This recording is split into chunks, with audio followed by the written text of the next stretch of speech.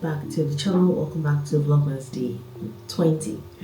Alright, so it's going to be a busy day, so I just thought, why don't I just sit down and do everything. I have a package here from Shein to unbox, but I also want us to do our episode real quick. I know it's the first time I'm doing this real time.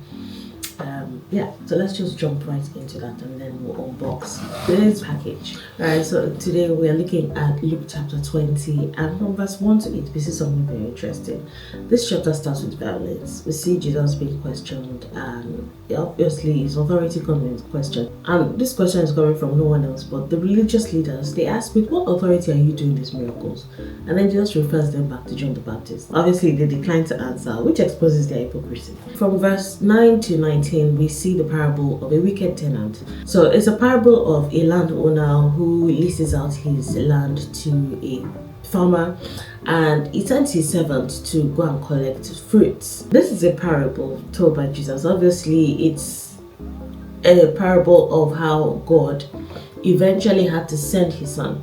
Now Jesus told this parable to his disciples, just talking about his death again. The landowner first sends a servant, and you know what the tenant does? It beats up the servant and sends him back to the master. Now this landowner sent his son, and what happens with the tenant? They take the son of the landowner, they beat him up and kill him. What's Jesus trying to tell? He's trying to tell a parable of his own story. Jesus also ends that parable by declaring judgment upon the tenant. That's where we get that very popular verse of scripture about the cornerstone, the one that was rejected has now become the chief cornerstone. Remember that verse of scripture? Again, from verse 20 to 26, we see some religious leaders gather again and question Jesus, saying, what should we do? The question is about paying taxes to Caesar. And they tried to trap him with question and bait him into a corner, and just cannot be boxed. That's why Jesus replies with, give what is to Caesar, and give what's to God to God. Now from verse 27 to 40, we see another set of people. They are very popular, very much like the Pharisees. They are called Sadducees. Now these Sadducees take Jesus and mock him about hypothetical scenarios about Jesus' crucifixion and his resurrection. And Jesus is very quick to put them in their place and correct them, telling them that his resurrection is very much different to like earthly life and is far more spiritual than what they're thinking or insinuating. Obviously, as he's talking, some of the teachers are starting to see the wisdom in what he's saying. Now from verse 41 to 44, we see Jesus talk to his disciples, and he asks, how is David's son also your Lord? And he's just trying to pick the brains of his disciples and understand what they know about him. And that's where he further goes to define his identity. You see how this chapter 20 ends? I kind of like it because it's a sound warning to especially modern day Christians. From verse 45 to 47, we see Jesus give a stern warning to teachers of the law. Now this is modern day preachers.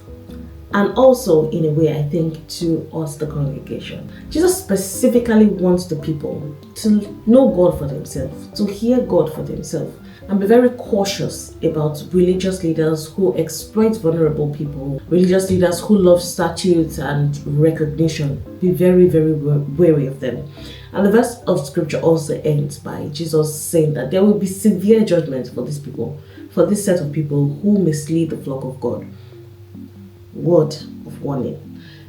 That's all I have for today. What stood out for you in today's Bible reading? Please let me know. As usual, we're in the comments and responding.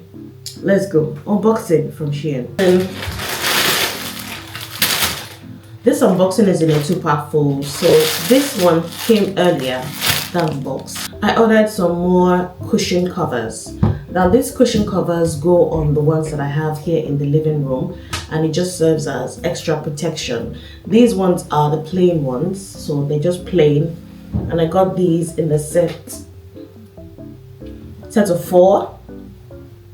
So they're really, really lush. I don't know if you can see the fabric, but it's a really, really full fabric. So this is just going to act as extra cushion for the pillow covers. I also have another set in the big box.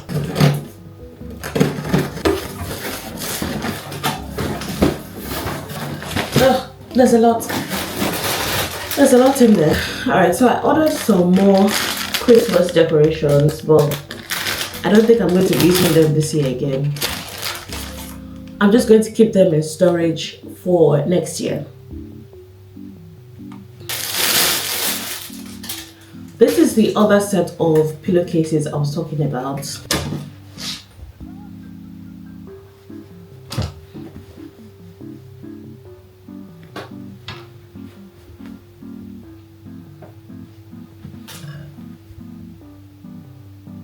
I don't know whether I should just use it this year or keep it for next year.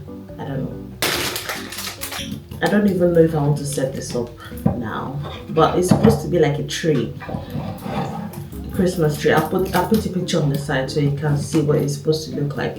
I got 2 of them. It comes with its own charger. I was going to use them here in the kitchen or somewhere upstairs. I don't know if I want to use it this year or wait till next year. I don't know, but it looks like something you can use all year round, so it's not just for Christmas. You can also choose to use batteries if you want. So it uses about 3 batteries, or you can just plug it in. So I think I'm going to use batteries or the charger interchangeably.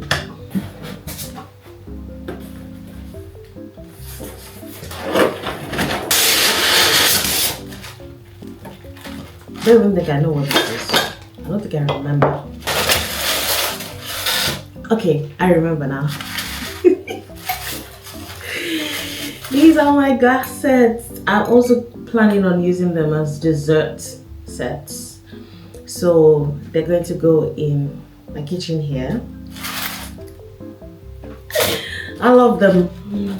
They're big enough for our family desserts. Plus, I think this is the very first time that YouTube long form content, so we'll get to see some of my Shein packages before shorts.